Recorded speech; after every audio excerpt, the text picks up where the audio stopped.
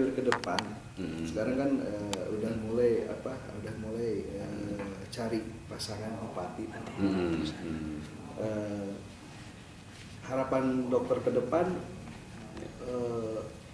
partai politik mana yang akan diusung oleh Bapak? Ya. Kita artinya partai politik yang mempunyai visi yang sama untuk membangun Cianjur ke depan.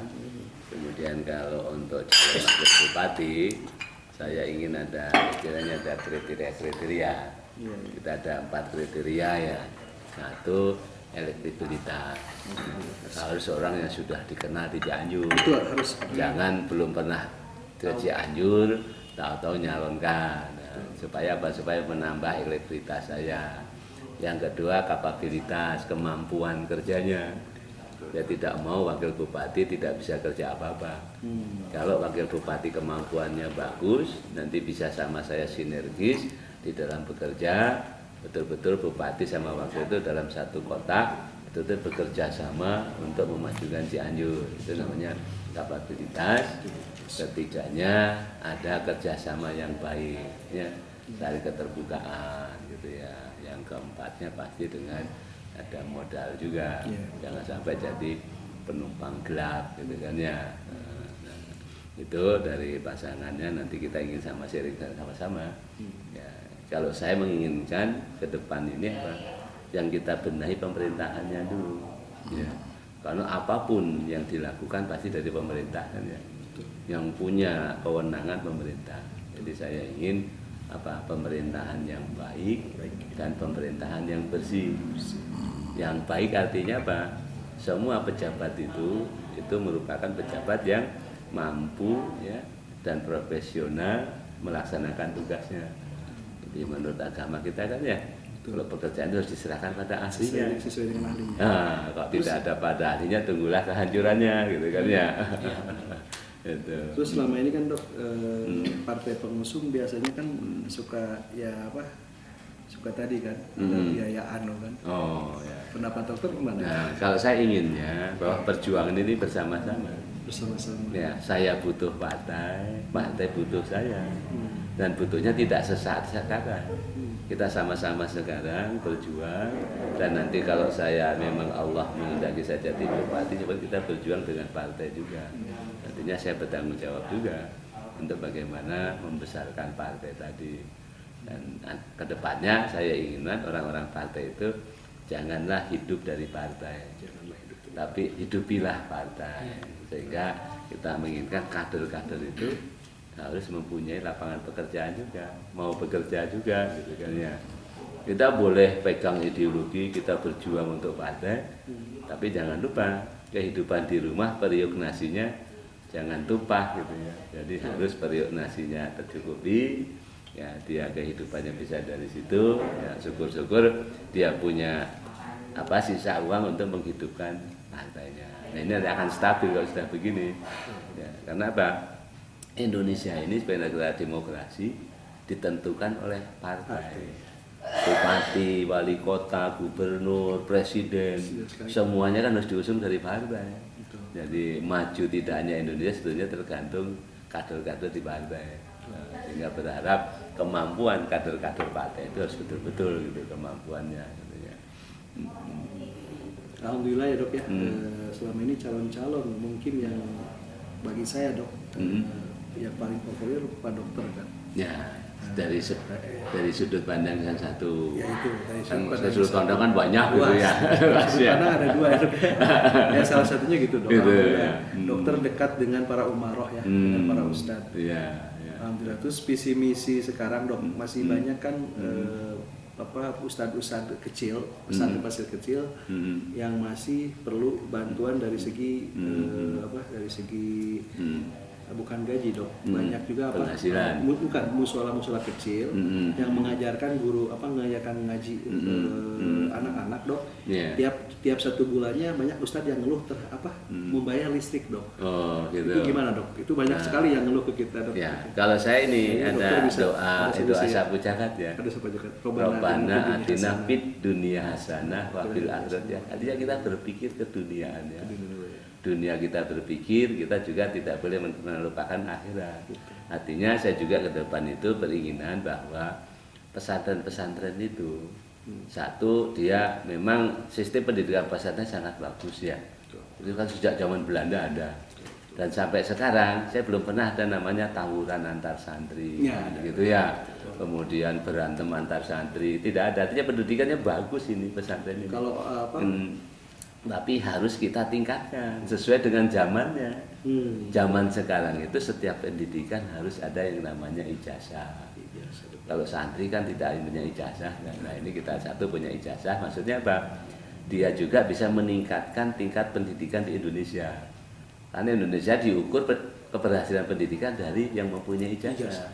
Satu. Yang kedua, saya juga berharap dari para santri-santri ini, kalau dia punya ijazah formal, dia bisa bekerja di mana, siapa tahu dia bisa jadi tokoh masyarakat, bisa menjadi kepala desa, bisa menjadi anggota dewan, siapa tahu jadi menteri, ya, sampai paling atas. Nah, itu kan perlu pendidikan formal. Nah itu.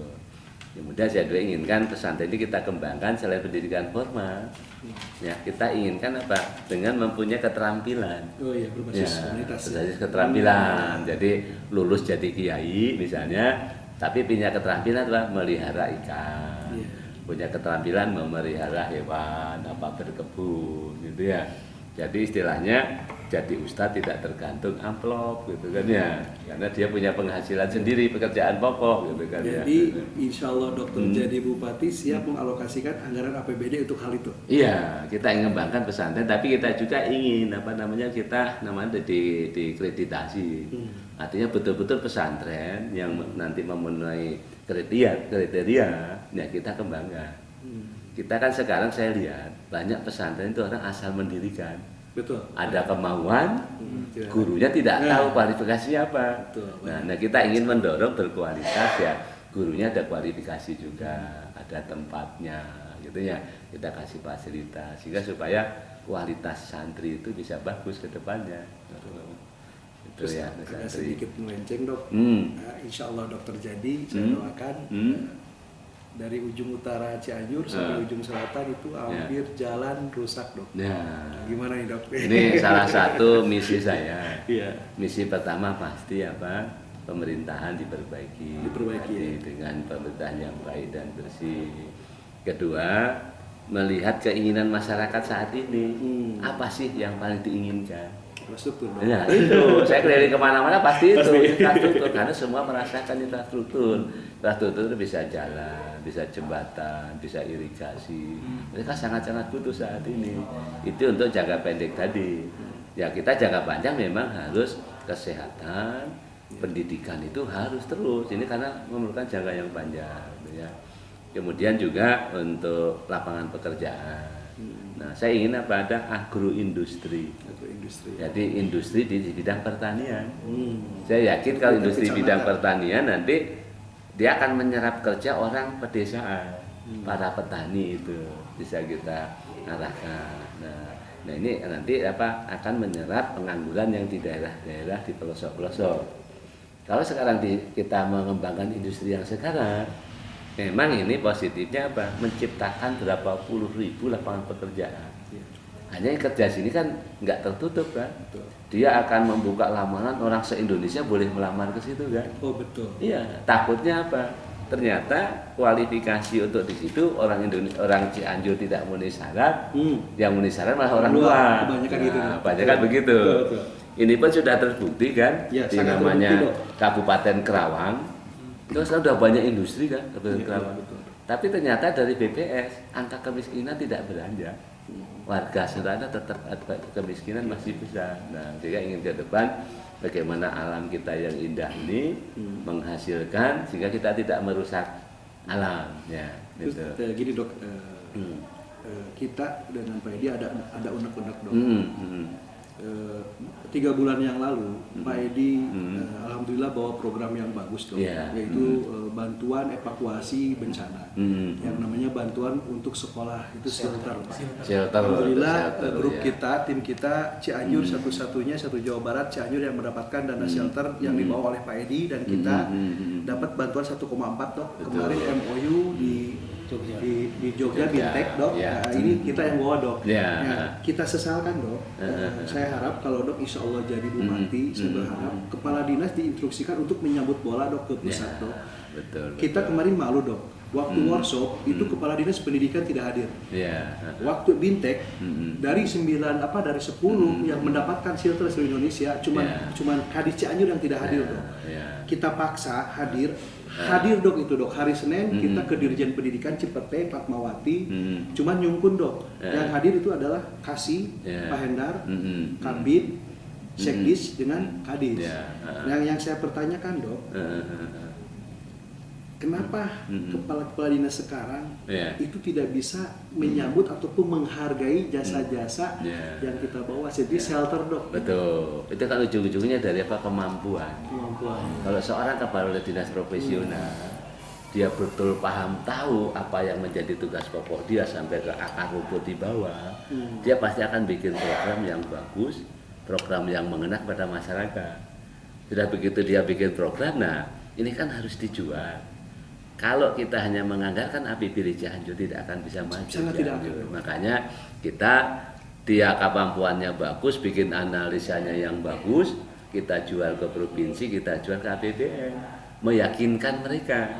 Karena APBN itu sebetulnya anggaran banyak dok. Hanya tinggal kita meyakinkan mereka bahwa kita itu butuh gitu ya anggaran dari sana. Nah ini salah satu yang saya nilai, kenapa kadang-kadang kepala dinas tidak mau bisa tampil ke depan, diandalkan eselon di bawah. Itu kan. Saya sampai dengan ketua rapat terus dok. Jadi pengalaman kita dok baru seminggu sekarang. Kita ini kan bawa program nyata dok. Kita nggak minta uang ke dinas, nggak minta uang ke kepala sekolah. Salam dari kepala sekolah Buni Asih pada karena yang mendapatkan dana shelter itu adalah SDN Buni Asih di Kecamatan Cidaun, biasanya di Desa Cidaman. Yang bawa kebetulan shelter adalah Pak Edi dok. Alhamdulillah itu program itu adalah program benar-benar sosial dok. Kenapa kita ambil SDN Buni Asih? Karena Desa Cidalar tiap tahunnya itu suka ada banjir bandang. Kebetulan Pak Edi ada program itu, program shelter, kebetulan dapat sekarang 1,4 toh, itu 2 tingkat yang bawa kita. Cuman yang saya sesalkan juga sampai detik sekarang kenapa pihak dinas ya Pak Ketua ya. Itu kadang-kadang orang itu apa kan, sih sok sebenarnya dok? Nah kadang-kadang itu karena merasa bukan dia yang bikin program, merasa dia bukan yang perencanaan. Nah itu kan tidak nyambung di situ. Kalau bagi saya apapun yang bermanfaat bagi rakyat kita, ya kita fasilitasi. Syukur-syukur hanya tinggal membawa dana, kita memfasilitasi bagaimana itu dilaksanakan. Ya. Ini pun saya lakukan ya. Misalnya saya ada kerjasama dengan beberapa kelompok sosial karena saya dokter, jadi saya banyak berkaitan dengan masalah kedokteran, operasi gratis itu saya kembangkan karena rumah sakit tidak bisa melaksanakan, saya bawa ke Nahdlatul Ulama dengan istri saya mengelola namanya lembaga kesehatan Nahdlatul. Nah ini kita tidak perlu dana, orang dari luar itu ternyata rakyat kita banyak bisa menikmati. 2 tahun ini kalau dijumlah kita habis 8 miliar itu selama 2 tahun. Pemda tidak mengeluarkan uang spesial pun gitu, tapi rakyat kita terbantu. Nah, itulah yang kadang-kadang kita ingatkan bahwa apapun yang dilakukan asal untuk memajukan rakyat kita, membantu rakyat kita harusnya dilakukan. Walaupun bukan programnya sendiri. Nah, itu yang kadang-kadang kita agak hambatan, orang ada mau berbuat baik, tinggal memfasilitasi ternyata tidak gitu kan ya. Ya SD. Alhamdulillah saya kira untuk bencana saya kira bagus. Kenapa? Bencana itu paling penting antisipasi. Bisa mengantisipasi kalau sudah terlatih. Jadi kalau ada bencana tidak tabrak-tabrakan larinya, ya sudah teratur ya mau kemana, melindungi diri. Saya kira itu untuk daerah yang bencana itu saya kira bagus juga. Saya berharap insya Allah kalau terjadi yang menginstruksikan lah ke tiap kadis itu harus lebih menyambut dok, karena di pusat begitu sangat banyak. Ya itu salah satu saya nanti ke depan untuk menilai seseorang kepala dinas itu bukan bagaimana dia menghabiskan anggaran Pemda. Betul dok. Tapi bagaimana dia menarik anggaran daerah, kemudian juga bagaimana dia merangsang partisipasi masyarakat. Kenapa harus kita ajak masyarakat? dia punya partisipasi, apakah pikiran, apakah tenaga, apakah dengan uang. Nah, itu artinya pemerintah itu merangsang, masyarakat timbul partisipasi. Saya kira paling bagus masyarakat itu bukan sebagai objek ya, tapi sebagai subjek dia ikut juga, ikut membangun. Nah, itu yang paling nilai positif kalau seorang kepala dinas dengan dana pemerintah hanya misalnya 500 juta, ternyata partisipasi masyarakat besar. Waktu dinilai, oh ternyata nilainya 1 miliar. Nah, itu yang akan lebih bagus ya. Terus waktu itu kan ada kunjungan anggota DPR RI ke kantor kita, Ibu Diah dari PDIP. Diah Pitaloka-nya, bukan Oneng tapi ya. Bukan, kantor kita ya. Ketemu saya juga. Sampai saya ngobrol, Bu Diah, kenapa Cianjur jangankan di daerah, di Cianjur kota jalan banyak yang rusak. Siapa yang disalahkan? Ya disalahkan Pemda Cianjur katanya gitu. Kenapa itu dasarnya menyalahkan Pemda Cianjur? Kenapa? Sedangkan dokter kan sebagian daripada itu dok gitu kan. Ya. Karena apa ya tadi, artinya kemampuan seorang kepala dinas tadi meminit anggaran yang ada, kemudian menjual supaya APBN juga turun, provinsi juga turun. Karena saya yakin, karena jalan itu paling mahal membuat jalan. Kalau kita hanya mengejar APBD saja tidak akan bisa. Maka kita harus bisa meyakinkan pusat maupun provinsi bagaimana jalan ini bisa baik gitu. Nah, itu kan memerlukan seorang keahlian. Kalau kepala dinasnya ahli di bidang marga, dia menganalisanya cukup matang gitu kan. APBN juga akan percaya, oh ini betul, ini dari analisa dari segi akademisi, dari ahlinya jalan, ini pasti bisa bagus. Nah, ini diperlukan tadi SDM-nya kan ya. Ujung-ujungnya SDM-nya. Ya, ini Pak Wabub, ini kan kebetulan Pak Wabub ini kan basicnya dari dokter ya, latar belakangnya dokter. Banyak keluhan dari masyarakat, masalah pengobatan rumah sakit.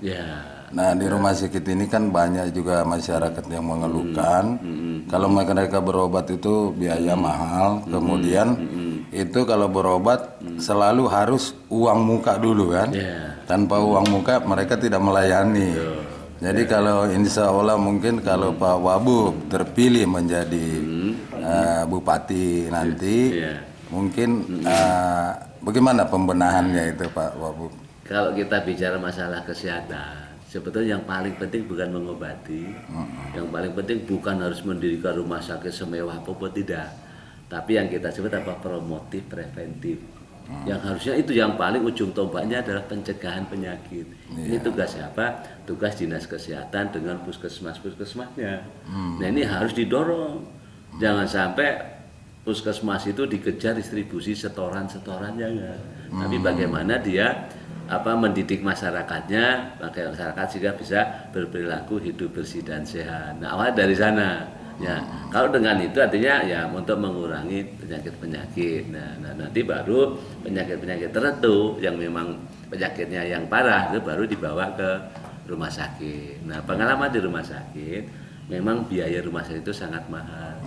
Karena alat-alatnya mahal dan setiap kita beli apapun harus bayar pajak gitu kan. Kalau di Malaysia itu kalau di rumah sakit nggak kena pajak beli apapun. Kalau di kita kan tetap harus kena pajak sehingga biayanya mahal ya. Kemudian juga manajemen rumah sakit harus betul-betul bisa. Nah, masalah mahal itu sebetulnya Menteri Kesehatan atau Presiden harus mencanangkannya. Harusnya asuransi.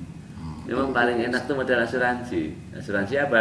Kita bayar premi ya. Jadi iuran premi, nanti kalau sakit ada istilah menteri yang lama kan, yang sehat membantu yang sakit. Walaupun dia sehat tetap bayar premi gitu kan. Orang kaya bantu yang orang miskin, tetap bayar premi. Nah, itu bisa dengan asuransi akan lebih ringan. Kalau sudah terdaftar asuransi, mau operasi habis 100 juta juga dijamin oleh asuransi. Itu salah satunya kalau kita mau menghilangkan tadi. Yang sebetulnya di rumah sakit pemerintah itu tidak boleh ada uang muka. Rumah sakit pemerintah. Saya laksanakan bahwa namanya di gawat darurat. Yang pertama adalah menyelamatkan nyawa. Itu semuanya harus disediakan oleh rumah sakit. Jangan sampai ada obat gawat darurat tidak tersedia, rakyat suruh membeli dulu, itu tidak boleh, tidak boleh ada uang muka. Ya, setelah dia nyawanya terselamatkan, baru nanti bicara siapa yang bertanggung jawab, ya. Karena penting, apakah bertanggung jawabnya itu keluarganya, apakah pribadi, apakah pemerintah dengan adanya BPJS, ya. Kalau rumah sakit melaksanakan tidak ada tanggung jawab, semuanya tidak bayar, bangkrutlah rumah sakit. Jadi memanage rumah sakit itu begitu. Kalau orangnya ada yang tidak mampu, bukan rumah sakit yang menanggung, harusnya pemerintah daerah. Ya, kalau rumah sakit menanggung gratis terus, tidak bayar terus, ya rumah sakit nanti nggak bisa operasional, dokternya tidak dibayar, itu ya namanya kerja sosial kan ada batasnya ya, alat-alat medisnya harus dibeli. Nah, memanage rumah sakit itu begitu, jadi semuanya tidak boleh ada yang gratis. Kalau dia memang tidak mampu, pemerintah daerah yang bayar, makanya ada namanya SKTN, sekarang ada BPJS gitu ya. Nah itu hukumnya ya di rumah sakit kalau memang gawat darurat, tidak ada aturan apapun harus ditangani, menyelamatkan nyawanya dulu gitu ya. Nah setelah baru. Jadi kalau Pak Wabub jadi bupati nanti berarti aturan-aturan itu memang akan diterapkan ya? Iya, pertama tadi kita majukan dulu di Dinas Kesehatan untuk promotif preventif. Kemudian kita sistem rujukan. Jadi jangan semua penyakit dirujuk ke rumah sakit. Nanti kita batasi, penyakit ini cukup di puskesmas pembantu, penyakit ini cukup di puskesmas, penyakit ini cukup di puskesmas dengan perawatan. Nah nanti kalau yang penyakit berat baru boleh dirujuk ke rumah sakit, sehingga selektif sekali. Ya, karena kalau yang butuh keahlian, butuh misalnya operasi harus di rumah sakit. Nah nanti rumah sakit kita lengkapi alat-alat, gitu ya. Nah itu saya kira tadi ya, sistem rujukan harus diatur, pembiayaan pun harus diatur juga. Ya, kalau memang orang tidak mampu, dia tidak punya BPJS ya pemerintah daerah menyediakan. Tapi betul-betul operasi yang untuk menyelamatkan nyawa juga. Ya. Nah ini ke depan mungkin ya, ya pemerintah pusat juga namanya gitu. Nah, tahun 2000 berapa, 2020 berapa nanti semua warga Indonesia harus mengikuti asuransi kesehatan. Ya. Ini kenapa? Ini negara maju dimanapun dilakukan. Kalau kita mau ke Amerika, kita harus bayar asuransi tuh. Kalau ada apa-apa, kita ditanggung di sana, ditanggung di sana. Kalau kita bayar dari kantong sendiri, memang sangat-sangat mahal tuh pelayanan rumah sakit, gitu kan ya. Ya, jadi kita tidak mengumbar nanti akan menggratiskan orang. Nanti berduyun-duyun orang pengen gratis semua, bangkrut rumah sakitnya. Ya, betul juga. Harus betul ditata manage-nya gitu kan ya. Ya. Artinya walaupun saya berbasis dokter ya kita harus bisa semuanya. Basis saya apa? Melayani aja, melayani masyarakat. Oh ya dok, gini dok. Insya Allah dokter jadi. Apakah dokter masih siap menerima tamu pasien? Ya, saya punya ilmu, mungkin bisa bagi waktu. Kalau saya lagi tidak ada tugas, gitu ya, kita masih bisa melayani masyarakat, gitu ya. Kalau ibu harus ya dok ya? Ya, kalau ibu harus. Ya, sama-sama. Karena itu saya mendapat istri pejabat itu kegiatannya sosial. Tidak boleh istri pejabat ikut-ikutan jadi pejabat. Nah, itu saya berpendapat di situ kan ya. Nah, kan kegiatan sosial. Jadi sekarang udah berapa partai ini Pak Wabub? Ya, secara 100% kita belum ya, belum karena kalau 100% sudah keluar rekomendasi ya. Tetapi yang sudah saya lalui, misalnya ada PDIP, ada P3, ada Hanura, ada PAN itu yang sudah pendaftarannya. Kemudian kita ada Nasdem juga. Ya, itu sudah 5 partai. Kalau ini solid ke depan ya sudah cukup lah untuk kendaraannya gitu ya. Tapi alangkah baiknya kalau kita lebih besar lagi, tapi tujuannya sama untuk membangun Cianjur. Jangan tujuannya untuk nyari uang dulunya. Iya betul. Itu ya Pak ya. Iya. Oke, terima kasih Pak Wabub. Terima kasih. Ya, mudah-mudahan apa yang jadi cita-cita Pak Wabub bisa tercapai. Ya, cita-cita saya akan tercapai kalau dibantu oleh semua warga Cianjur. Saya tidak ada artinya kalau saya sendirian gitu ya. Iya, makasih. Terima kasih. Ya dok, gitu dok. Jadi